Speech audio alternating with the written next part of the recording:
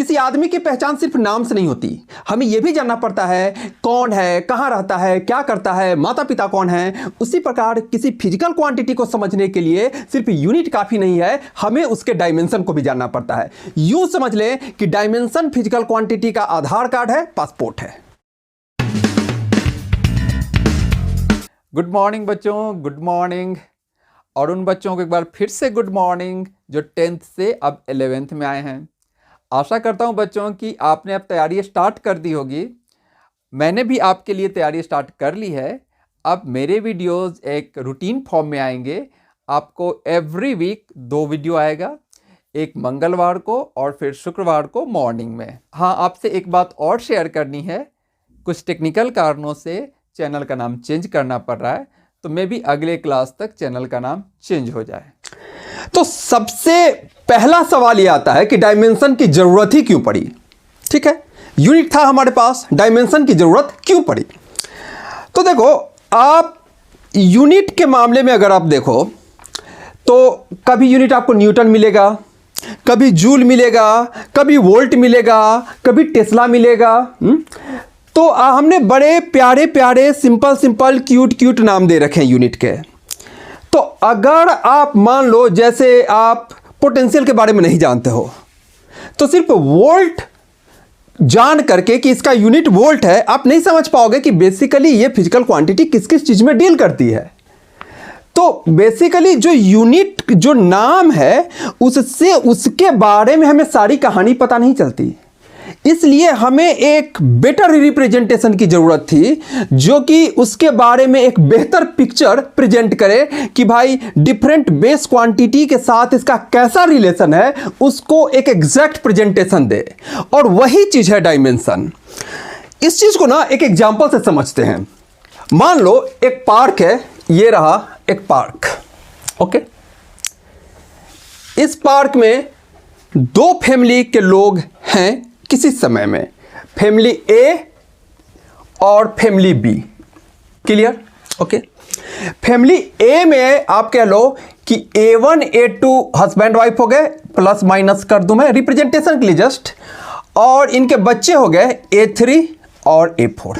Right, A4 सन, A3 सन हो गया, A4 daughter हो गई। क्लियर? बी फैमिली को भी हम ऐसे ही सिंबॉलिकली रिप्रेजेंट कर रहे हैं कि भाई B1 B2, B1 हस्बैंड है, B2 वाइफ है, और इनका B3 सन है और B4 डॉटर है। क्लियर? यहां तक बात समझ में आ गई। अब ये फैमिली का इससे कोई रिलेशन नहीं है और इस फैमिली का इससे कोई रिलेशन नहीं है। तो इस फैमिली के किसी मेंबर का किससे क्या रिलेशन है, इसको जरा सा हम समझने की कोशिश करें। यहीं से हमें डायमेंशन का एक आधार समझ में आएगा। देखो, जैसे मैं कहूं कि A2 कौन है, A2 कौन है, तो A2 को मैं A1 के टर्म्स में लिखूं तो बेसिकली A2 A1 की वाइफ है। ओके, ये A3 की मदर है और ये A4 की भी मदर है। तो A2 रिलेटेड है A1 A3 A4 से, और इस तरह से रिलेटेड है, किसी की वाइफ है, किसी की मदर है। इसका B से कोई रिलेशन नहीं है। तो जैसे ही मैंने A2 को ऐसे रिप्रेजेंट किया तो हमें समझ में आ गया कि ये A2 इन तीनों के साथ ऐसे रिलेटेड है, इससे उसका कोई मतलब नहीं है कोई। वैसे ही अगर मैं B4 की बात करूं तो B4 को कहूंगा कि भाई ये B1 की डॉटर है, B2 की भी डॉटर है और B3 की सिस्टर है। ये एक रिप्रेजेंटेशन हो गई। तो एक सिस्टमैटिक ऐसे ही डायमेंशन क्या है कि कोई भी फिजिकल क्वांटिटी बेस क्वांटिटी से मिलकर बना है, तो किस किस बेस क्वांटिटी के साथ उसका क्या क्या संबंध है, उसकी एक प्रेजेंटेशन ही डायमेंशन है। पर डायमेंशन को देख करके हम ये समझ में आ जाता है कि वो डिफरेंट बेस क्वांटिटी से किस से कैसे रिलेटेड है। समझ में आ रही है बात? चलो, तो जैसे सिंपल आप देखो, हम बात करें कुछ के तो बड़े सिंपल हैं, आपको यूनिट देख के भी समझ में आ जाएगा, डायमेंशन देख के भी समझ में आ जाएगा। जैसे हमने कहा कि भाई एरिया, तो एरिया है मीटर का स्क्वायर। ओके, यूनिट भी ठीक है, और डायमेंशन में भी मीटर का स्क्वायर। अब हम करते क्या हैं कि ये जो सातों बेस क्वांटिटीज है उसके रिप्रेजेंटेशन हमने क्या कहा, लेंथ, मास, टाइम, उसके बाद क्या आ गया था, टेम्परेचर, करंट, अमाउंट और ल्यूमिनस इंटेंसिटी। यही थे ना हमारे बेस क्वांटिटीज। हमारे लेंथ को हमने रिप्रेजेंट किया L से, मास को हमने रिप्रेजेंट किया M से, टाइम को हमने रिप्रेजेंट किया T। यहां हम सबका ना कैपिटल लिखेंगे, वहां हमने स्मॉल स्मॉल लेटर्स में रिप्रेजेंट किया था। लेंथ का हमें स्मॉल m मीटर, मास का हमने kg, टाइम का हमने s सेकेंड। यहां वैसे नहीं, यहां हम सबको कैपिटल लेटर से लिखेंगे, एक यूनिफॉर्मिटी रहेगी। लेंथ का L से, मास का M से, टाइम का T से, टेम्परेचर का केल्विन K से, करंट का नॉर्मली एम्पियर A होता है, कहीं कहीं ये I भी लिख देता है, तो A कह लो या इसे I कह लो, दोनों चलते हैं। ओके। अमाउंट का MOL और इसका कैंडेला CD, ये तो अब ना के बराबर यूज होता है, ठीक है। अब डायमेंशन को ना हम ब्रैकेट में रखते हैं। एक कस्टमरी है लिखने का कि इसको ऐसे बड़े वाले ऐसे ब्रैकेट में ऐसे लिखा जाता है। ओके, तो लेंथ का डायमेंशन मुझे ऐसे लिखना है, मास का डायमेंशन ऐसे लिखना है, टाइम का डायमेंशन ऐसे लिखना है ब्रैकेट में, इस तरह से। ये एक स्टैंडर्ड तरीका बनाया गया है। ओके, अब जितने भी दूसरे फिजिकल क्वांटिटीज हैं इन्हीं के टर्म्स में एक्सप्रेस होने हैं। तो आप देखो, आपने बात करी एरिया की, एरिया को हमने लिख दिया L स्क्वायर, इसका डायमेंशन क्या हो गया L स्क्वायर। ओके, हमने बात करी वॉल्यूम की, वॉल्यूम का सीधा सीधी L का क्यूब। अब आप लिख सकते हो MLT भी लिख सकते हो कि M0, हम ऐसा भी कर सकते हैं कि जैसे ये L का स्क्वायर था तो हम लिखते मास से इसका कोई लेना देना नहीं है, मास में 0 है, लेंथ में 2 है और टाइम में भी 0 है, ऐसे। ओके, अब आपके दिमाग में बात आ सकती है कि सर बाकी में 0 0 0 0 क्यों नहीं लिखा। तो नॉर्मली जो मैकेनिक्स में जो फिजिकल क्वांटिटीज हमें मिलेगी ना वो MLT में ही होती है, तो हम हर बार सबको नहीं लिख रहे हैं। और इसको भी जस्ट मैंने समझाने के लिए लिखा, हम सीधा सीधे क्या लिख दिए L का स्क्वायर लिखे और बात खत्म। जो 0 0 है उसको फिर बार बार कैरी करने की जरूरत नहीं है। स्टैंडर्ड फॉर्म में लिखना चाहो लिख सकते हो, नहीं तो फिर L स्क्वायर में भी कोई दिक्कत नहीं है, ठीक है। अब थोड़ा और आगे बढ़ा जाए, थोड़ा दूसरे क्वांटिटीज का देखा जाए, मिटाया जाए इसे। चलो, जब तक सीधा सीधी है, यूनिट के स्पेशल नाम हमने नहीं दिए, जूल, न्यूटन, ये सब नहीं दिए, तब तक तो यूनिट देखने से भी हमें समझ में आ जाता है कि क्वांटिटी किस तरह की है। अब कुछ और क्वांटिटीज हम ले लें, जैसे वेलोसिटी क्या हो जाएगा भाई, तो मीटर पर सेकेंड, मीटर पर सेकेंड। तो मीटर पर सेकेंड यानी मीटर, और पर सेकेंड हम नीचे नहीं लिखेंगे, हम ऊपर ही लिखेंगे, निगेटिव पावर दे देंगे, कोई बात नहीं, पर ये ऊपर ही रहेगा, ठीक है। डिवाइडेड बाय मीटर पर सेकेंड, यूनिट जैसा नहीं लिखना है, इसमें एकदम से हमें यूनिफॉर्मिटी रखनी है, तभी हम कंपेयर कर पाएंगे ना, तभी हम समझ पाएंगे आपस में कंपेयर करके कि कौन फिजिकल क्वांटिटी किसे रिप्रेजेंट कर रहा है, ठीक है। अब जैसे एक्सीलरेशन, एक्सीलरेशन, तो यहां भी मीटर पर सेकेंड स्क्वायर नहीं, मीटर पर सेकेंड स्क्वायर, ऊपर T-2 कर दो, क्लियर। फोर्स, फोर्स क्या हो गया, मास इंटू एक्सीलरेशन है ना, तो मास का आ गया m और एक्सीलरेशन का क्या हो गया L-T-2। चलो, फोर्स का तो आसान ही है, लेकिन फिर भी मैं कहूंगा कि इसका डायरेक्ट याद कर लो, डायरेक्ट दिमाग में रख लो ML-T-2, क्योंकि कई जब इससे जुड़े हुए आते हैं ना तो हम डायरेक्ट, हमें फोर्स का याद रहेगा तो फटाक से उसको रख देंगे और कम समय में हम कर लेंगे, ये फायदा हो जाएगा। जैसे देखो, अब आप बात करोगे प्रेशर का, तो प्रेशर फोर्स बाई एरिया, तो फिर से हमें फोर्स MA लिखने की जरूरत नहीं, हम सीधा जान रहे हैं क्या भाई ML-T-2, ML-T-2 बाई एरिया हो गया क्या L स्क्वायर।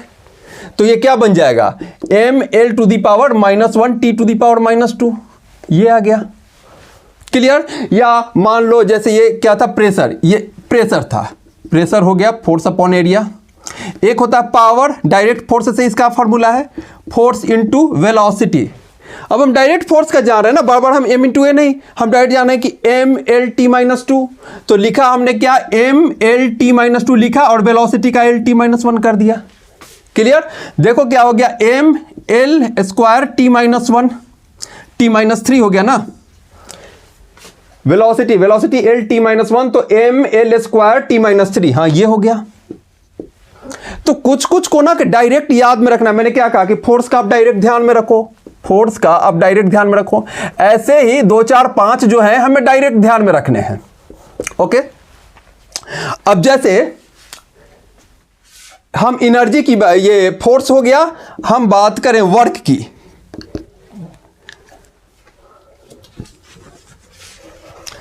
तो जो डायरेक्ट याद करने वाला है ना, वो मैं यहां लिख देता हूं, m एक आया था m l t minus two. Okay, अब जैसे हम बात करें वर्क की, तो वर्क क्या हो जाता है, फोर्स इंटू डिस्प्लेसमेंट। ये रहा force into displacement, F into x कहते हैं, यही कह देते हैं ना। ओके, अब फोर्स का आप जान ही रहे हो कि m l t minus two और डिस्प्लेसमेंट का फिर से l आ गया, तो क्या बन गया, l का पावर 2 और t का पावर माइनस 2। ये बन गया डायमेंशन किस चीज का, वर्क का। ओके, हालांकि आपने फोर्स से वर्क निकाल लिया, सिर्फ एक एल बढ़ा, फिर भी मैं कहूंगा कि वर्क भी आप डायरेक्ट ही ध्यान में रख लो। इसका एक फायदा भी बताता हूं क्या मिलेगा आपको, M L square T minus two, इसको भी डायरेक्ट दिमाग में कर लो। बल्कि फोर्स वाले से भी ज्यादा ना ये वर्क वाला यूज होते रहता है। तो दोनों को independently M L T minus two force हो गया और सिर्फ एक एल और बढ़ गया, M L square T minus two, ये हो गया वर्क। क्या फायदा मिलेगा, आप देखो, कुछ इनको ना डायरेक्ट याद कर लेने से हमें क्या फायदा मिलेगा, ये देखो। वर्क और एनर्जी फिजिक्स में सेम माना जाता है। आप कहते हो कहीं काम करके हम किसी सिस्टम में एनर्जी बढ़ा दिए। ओके, अब जैसे सीधा सीधी देखो ना, आपको एक एग्जांपल देते हैं। ठंड के दिनों में अगर हमें ठंड लगता है तो सबसे पहला काम हम खुद को वर्क करके वार्म अप कर लेते हैं और जहां ठंड लग रहा होता है ऐसे ऐसे सेक लेते हैं खुद को, राइट? यानी वर्क से एनर्जी मिल जाती है। यानी फिजिक्स में वर्क और एनर्जी सेम है। तो यहां पर हम सीधा कहेंगे कि वर्क हो गया और यही चीज हो गया एनर्जी। एनर्जी और वर्क दोनों का डायमेंशन फिजिक्स में सेम आ गया हमारा, वही M L square T minus two. तो कुछ क्वांटिटीज ना डायरेक्ट एनर्जी है, उसको अगर हमें यह बात ध्यान में है तो हम उससे रिलेटेड दूसरे डायमेंशंस आसानी से निकाल सकते हैं। देखो देखो देखो, मैं क्या कहना चाह रहा हूं। फिजिक्स में एनर्जी जो होता है, यह तो पता चल गया कि वर्क और एनर्जी सेम है, तो दोनों का आपका आ गया M L square T minus two. यहां तक कहानी क्लियर। अब देखो, आप पढ़ोगे जब थर्मोडायनेमिक्स में जाओगे कि K इंटू टी भी एनर्जी है। यहां पर K होता है बोल्ट्जमैन कांस्टेंट। देखो, अभी घबराने की बात नहीं है, आपको पूरे फिजिक्स से उठा उठा के मैं फॉर्मूले यहां दे रहा हूं और डायमेंशन पूछ रहा हूं। तो आप कहोगे सर ना तो मुझे थर्मोडायनेमिक्स का पता है, ना मुझे वेव का पता है, ना मुझे करंट का पता है। तो आपको यहां पर यह एक्सपेक्ट आपसे नहीं किया जा रहा है कि आप वो सब जानते हो। वो सब तो अभी हम एक एक चैप्टर करके पढ़ेंगे ना भाई, वो सब तो अभी हमें बाद में मिलेगा। आपको सिर्फ यह बताया जा रहा है कि डायमेंशन निकालते कैसे हैं। ठीक है, फॉर्मूला नहीं जानते, फॉर्मूला हम यहां दे देंगे। फॉर्मूला दे देंगे कि इस वर्ड मतलब इस लेटर का ये मीनिंग है, फॉर्मूला में ये वर्ड ये चीज को बता रहा है, फिर वहां से हम डायमेंशन कैलकुलेट कर लेंगे। हमें इस चैप्टर का मकसद है कि भाई डायमेंशन निकालते कैसे ये सीखना, ये नहीं कि हम पूरा फॉर्मूला जान जाए। ठीक है, चलो।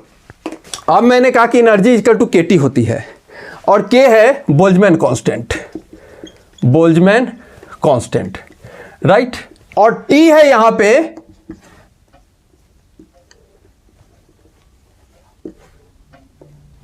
और टी है हमारा यहां पे टेम्परेचर। नॉर्मली टेम्परेचर जिसको कि आप केल्विन के से रिप्रेजेंट करते हो, राइट? तो अब अगर आपसे पूछेगा कि भाई मुझे बोल्ट्जमैन कांस्टेंट का डायमेंशन बताओ, आप सीधा सीधी कहोगे के इधर रखो और एनर्जी बाई क्या हो गया, के। टेम्परेचर का केल्विन। अब एनर्जी का डायरेक्ट याद करने का क्या फायदा मिल गया, सीधा आपने क्या कहा यहां, M L square T minus two divided by temperature का के। क्या हो गया सीधा सीधी, M L square T minus two के माइनस वन। ये आ गया डायरेक्ट के माइनस वन। ये बन गया डायरेक्ट ना। तो कुछ कुछ को अभी देखो ना, ये आपको एनर्जी वाला कई जगह काम आएगा। ये तो मैंने एक बोल्ट्जमैन कांस्टेंट का बताया। अभी देखो इसका एक और आ जाता है, जैसे एनर्जी इक्वल टू होता है H into new. H into new दोनों नया लग रहा है, कोई बात नहीं, मैं दोनों के बारे में बता रहा हूं क्या टर्म है ये। H आ गया मेरा प्लैंक कांस्टेंट, H है प्लैंक कांस्टेंट, आगे सब मिलेगा, कोई घबराना नहीं। अभी आप सिर्फ देखो कि ये रिलेशन है, हमको डायमेंशन कैसे निकाला, अभी सिर्फ इस पे ध्यान दो। H प्लैंक कांस्टेंट है और न्यू है मेरा फ्रीक्वेंसी। फ्रीक्वेंसी होता है टाइम पीरियड का उल्टा को हम फ्रीक्वेंसी कहते हैं, ये तो शायद जानते भी हो गए। चलो तो आप सीधा सीधे अब मैं पूछूं कि भाई प्लैंक कांस्टेंट का बताओ, तो प्लैंक कांस्टेंट का आप जानना है, न्यू को इधर ले आओ। क्या हो गया, एनर्जी डिवाइडेड बाय फ्रीक्वेंसी, ये आ गया मेरा प्लैंक कांस्टेंट। और फ्रीक्वेंसी मेरा है 1 बाई टाइम पीरियड, यानी फ्रीक्वेंसी को मैं लिख दूं 1 बाई टाइम पीरियड और वहां से टाइम को उठा के ऊपर कर दूं, यानी एनर्जी इंटू टाइम सीधा आ गया प्लैंक कांस्टेंट। एनर्जी इंटू, बात क्लियर हो रही है। ये फ्रीक्वेंसी मेरा है ना जी 1 बाई टी, रखो यहां 1 बाई टी। 1 बाई टी जैसे ही रखोगे ये टी को उठा के मारो ऊपर, क्लियर। तो यहां से क्या हो गया, एनर्जी इंटू टाइम, ये आपका आ गया H। अब एनर्जी का हम बार बार कैलकुलेट तो करने जाएंगे नहीं, हमें तो पता है भाई कि एनर्जी ml²-2 होता है। उठाओ सीधे, ये हो गया ml²t-2। और एक और टाइम था, एक और टाइम यहां पे है, तो ये टाइम आ गया, एक टाइम एडजस्ट कर दो, ये हो गया ml²t-1। समझ में आ रही है बात। अभी तो एनर्जी का और मिलेगा आपको, क्लियर। मिटाओ, चलो। आपने कहा ना कि वर्क और एनर्जी सेम होता है, ओके। फिजिक्स में वर्क और एनर्जी सेम है। आप देखो, आप कहते हो work equal to force into displacement, force into displacement. आप जरा इसको एरिया से मल्टीप्लाई और एरिया से डिवाइड कर दो। फिर देखो, आप कह रहे हो कि फोर्स इंटू डिस्प्लेसमेंट को मैंने कहा एरिया से मल्टीप्लाई कर दो और एरिया से डिवाइड कर दो। फोर्स बाई एरिया क्या बन गया, प्रेशर। और area of cross section multiply by length, जैसे अगर मैं इस पाइप की बात करूं, इस पाइप की बात करूं, तो एरिया ऑफ क्रॉस सेक्शन को अगर मैं लेंथ से मल्टीप्लाई कर दूं तो वॉल्यूम बच जाएगा। यानी ये टर्म बन गया प्रेशर और ये टर्म बन गया वॉल्यूम, यानी P इंटू वी। तो फिर लो, प्रेशर इंटू वॉल्यूम भी एनर्जी है। तो हम जान गए कि अब कहीं भी प्रेशर इंटू वॉल्यूम आ गया, हम सीधा कहेंगे कि वो एनर्जी है, उठा करके डालो ml²-t-2। बात क्लियर हो रहा है। ये सब इसलिए मैं कह रहा हूं कि डायरेक्ट याद कर लो, ऑटोमेटिकली आप फास्ट होते चले जाओगे, क्योंकि जो दूसरे रिलेटेड हैं फटाफट उसमें रखते जाओगे और निकल जाएगा। क्लियर, यहां तक कहानी क्लियर। वर्क का प्रेशर इंटू वॉल्यूम भी मेरा यही चीज है। एक और चीज है एनर्जी, मिटाऊं, ये वाला तो क्लियर हो गया। एक और चीज है आपको एनर्जी, ये हमारा एनर्जी वाला बड़ा काम का है, कई जगह फिट बैठ जाता है। अभी एनर्जी इक्वल टू ये आ जाता है Q इंटू वी।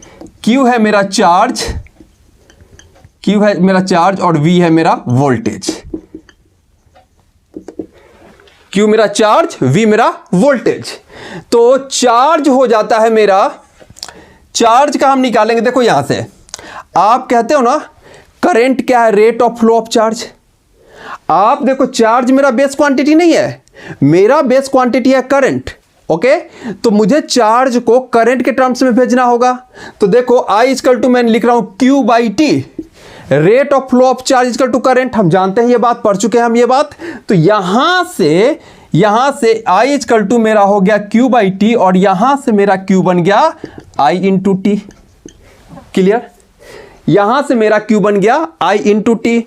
तो सीधा सीधी हमने क्या किया कि यहां I into T into potential voltage, ये बन गया एनर्जी।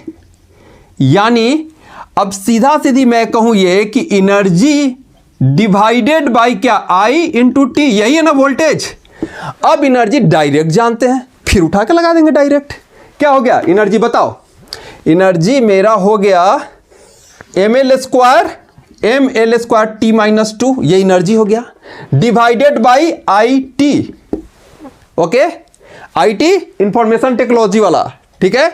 अब ये I ऊपर ले जाओ, ये T भी ऊपर ले जाओ। हमें डायमेंशन में नीचे कुछ रखना ही नहीं है, चाहे पॉजिटिव पावर बने निगेटिव पावर बने, सबको भेजना कहाँ है हमें? ऊपर।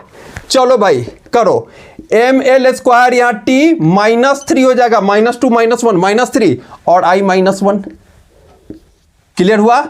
और ये वोल्टेज भी मैं कहूंगा याद रखो, क्योंकि वोल्टेज से आप रेजिस्टेंस निकालोगे, कैपेसिटेंस निकालोगे, इंडक्टेंस। फिर कहोगे सर ये कैपेसिटेंस इंडक्टेंस क्या, फिर नए नए टर्म्स आ गए। कोई बात नहीं, अरे भाई पूरे फिजिक्स के फॉर्मूले का हम यहाँ डायमेंशन निकाल रहे हैं, तो नए नए टर्म मिलेंगे तो घबराने की जरूरत नहीं है। फॉर्मूला बताऊंगा, आप निकालो डायमेंशन। क्लियर? चलो, पोटेंशियल का भी मैं कहता हूं इसी कैटेगरी में रखो। डायरेक्ट पोटेंशियल भी हमें, यहां पोटेंशियल भी लिख दे रहा हूं। जो जो फ्रीक्वेंटली यूज होगा उसको मैं यहां लिखते जा रहा हूं। पोटेंशियल का हो गया आपका क्या? ml² T-2। एनर्जी वाले में ये T-3 हो गया था और I -1 ही, बस नीचे से ये IT आ गया था ना जी, ये IT। तो T एक और निगेटिव पावर बढ़ गया था, -2 से -3 हो गया और I -1 हो गया। अब I को देख लेना, मैंने कहा कहीं A भी लिखता है एम्पियर वाला, तो कहीं ये A -1 होगा, कहीं I -1 होगा, तो उससे घबराने की जरूरत नहीं है, दोनों उसका रिप्रेजेंटेशन है। चलो, तो ये सब जो मिल जा रहे हैं उसको डायरेक्ट याद कर लो, ताकि हम दूसरे वाले जल्दी जल्दी कर सकें। चलो मिटाऊं। किसी चैप्टर की स्टार्टिंग करेंगे तो सबसे पहले जो क्वांटिटी जाएंगे उसके हमें यूनिट जानना है, डायमेंशन जानना है। तो इसलिए डायमेंशन कैसे निकाला जाता है वो चीज हम अच्छे से सीख ले यहां पे, राइट।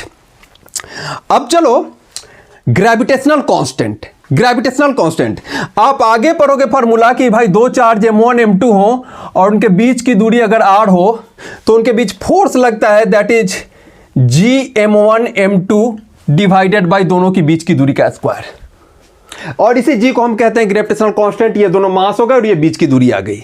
हमें इसी G का डायमेंशन निकालना है, ठीक है। फॉर्मूला हमें वहां मिल गया तो हमने यहां लिख दिया। हमें तो सिर्फ डायमेंशन निकालना सीखना है। क्या हो जाएगा बताओ भाई?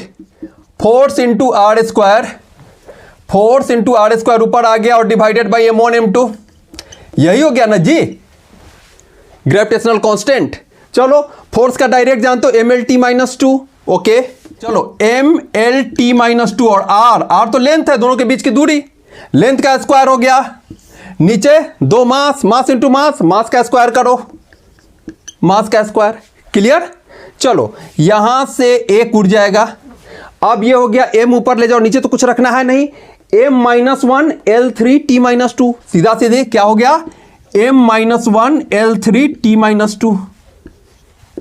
क्लियर? ये आ गया ग्रेविटेशनल कांस्टेंट का डायमेंशन। चलो करते जाओ फटाफट practice.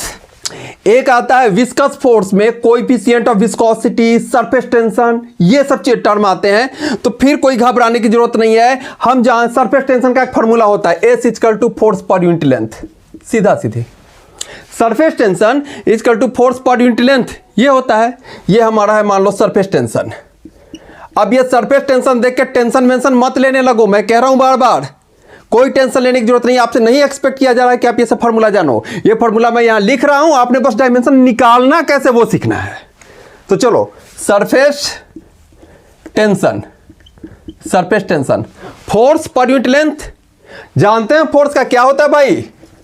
mlt-2 per unit length, length length गया, इसका हो गया mt-2, ये हो गया डायमेंशन। क्लियर? क्लियर?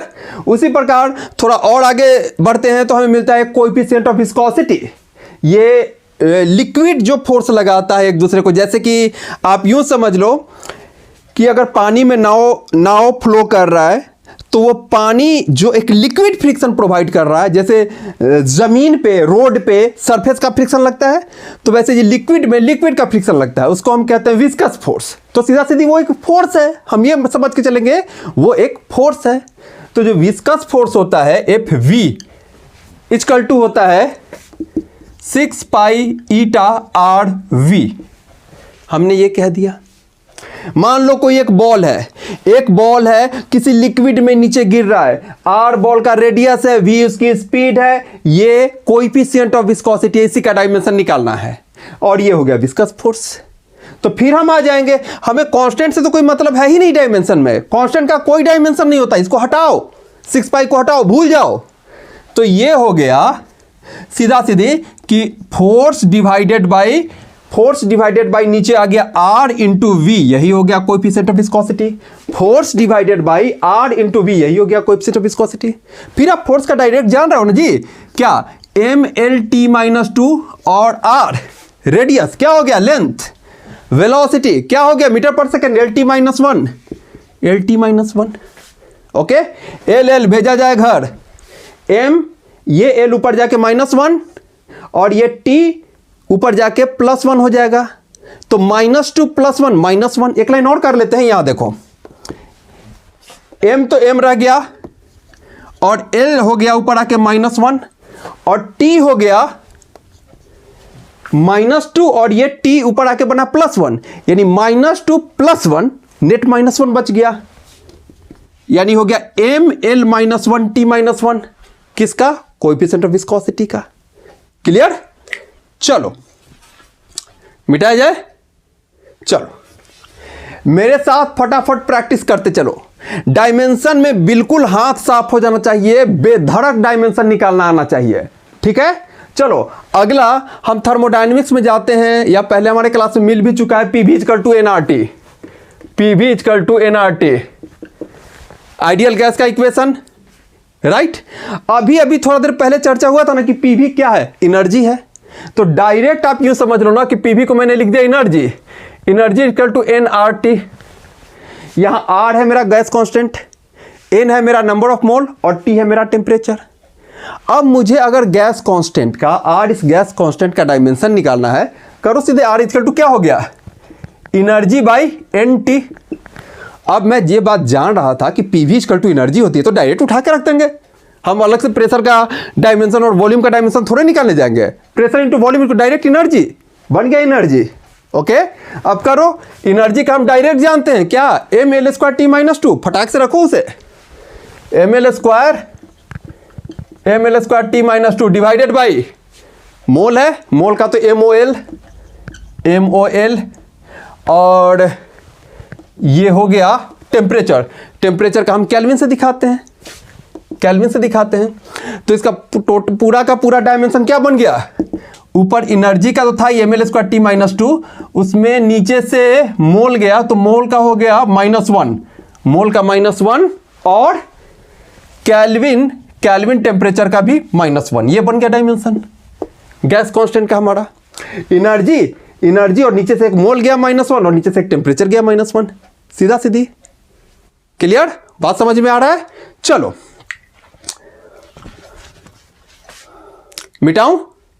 अब आई वोल्टेज की, मैंने कहा ना कि पोटेंशियल या वोल्टेज, जिसको पोटेंशियल कह लो या वोल्टेज, हमें पता है कि पोटेंशियल वोल्टेज का हमने निकाली और याद भी कर लिया क्या, ML² T-3I-1।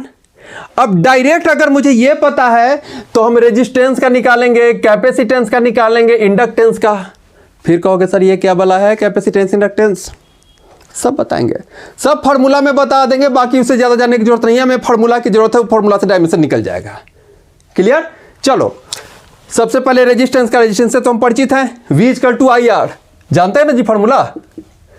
मुझे निकालना है क्या, R, तो R = V/I, और V का हम यहां निकाल के रखे हुए हैं, ML² T-3I-1 रखो, ML² T-3I-1 और डिवाइडेड बाई I ऊपर जाके I-2 कर देगा, बस यही करेगा ना, और तो कुछ हुआ नहीं।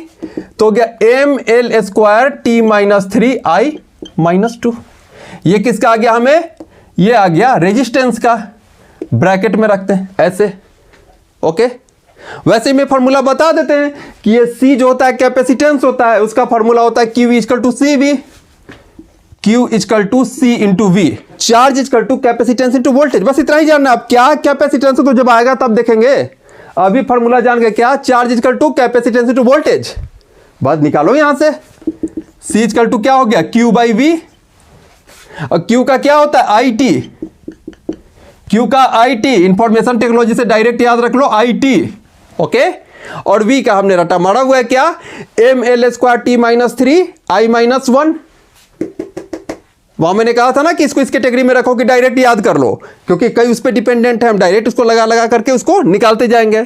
करो यहां पे क्या, M L square T minus 3i minus 1।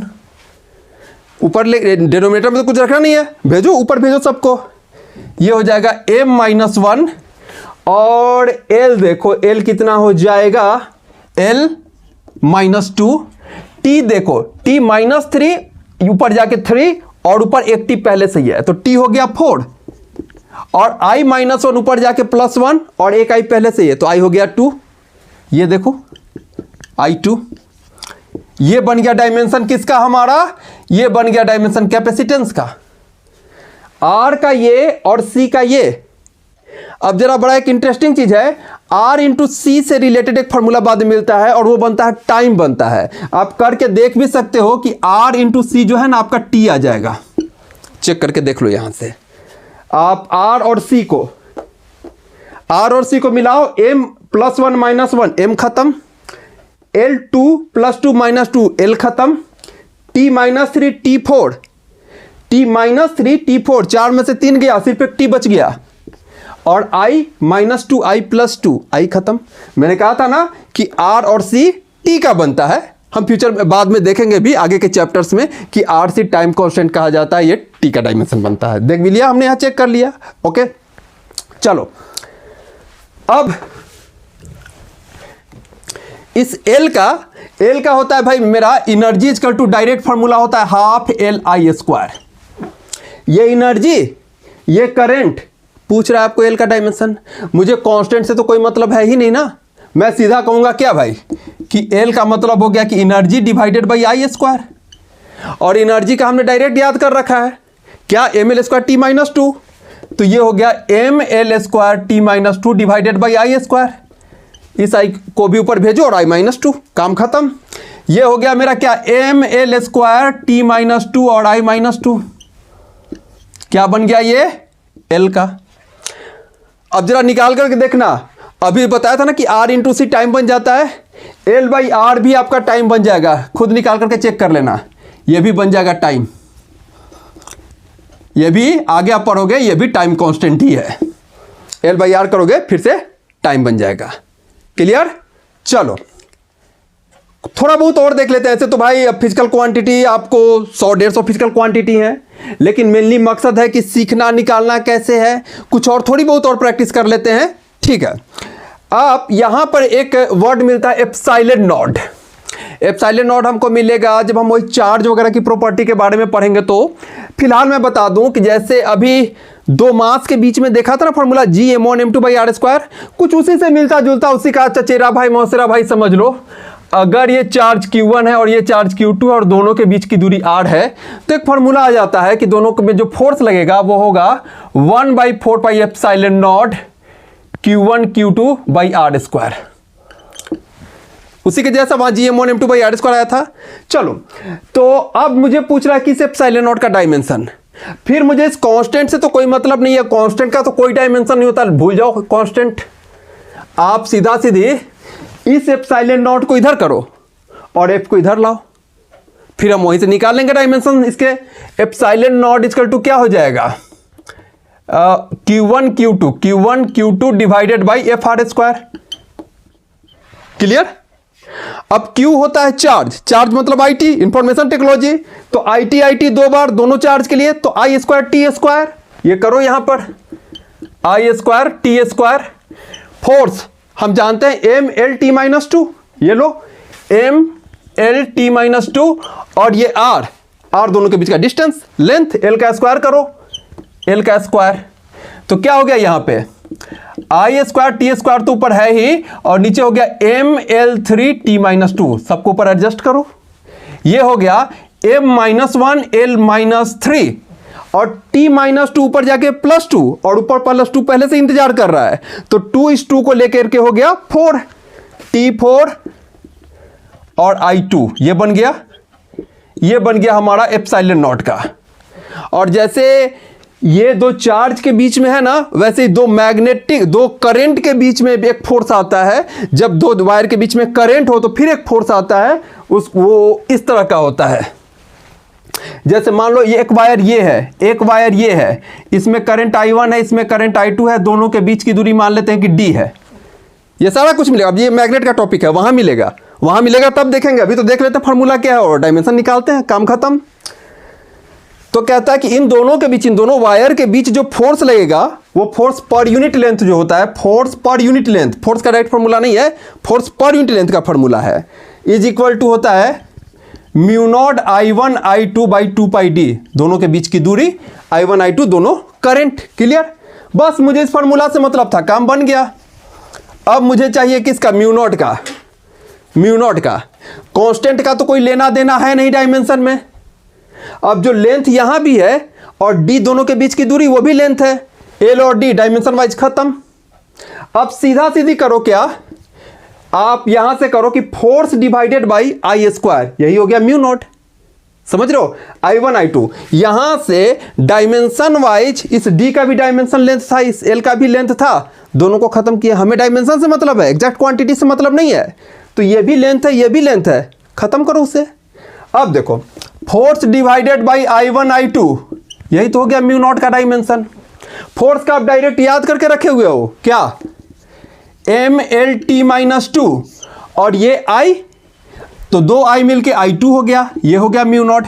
यानी आपका म्यू नॉट सीधा सीधी हो गया MLT-2 I-2, MLT-2 इधर से आगे I-2, ये हो गया आपका म्यू नॉट। और फिर एक बड़ा इंटरेस्टिंग चीज है, आप करके देखना 1/√μ नॉट एप्सिलॉन नॉट, 1/√, यहां आपने म्यू नॉट निकाला, यहां आपने एप्सिलॉन नॉट निकालना है। आप करके देखना 1/√μ नॉट एप्सिलॉन नॉट, ये आ जाएगा आपका वेलोसिटी का LT-1, क्योंकि आगे चल के फार्मूला है ना, ये चीज देता है, वेलोसिटी देता है। तो आप यहां से चेक कर लेना, ये चीज यहां से मिल जाएगा वेलोसिटी का। क्लियर? तो आई होप कि डायमेंशन को कैसे मैनिपुलेट, फार्मूला को इधर उधर करके निकालना है, वो चीज आपने सीख लिया होगा।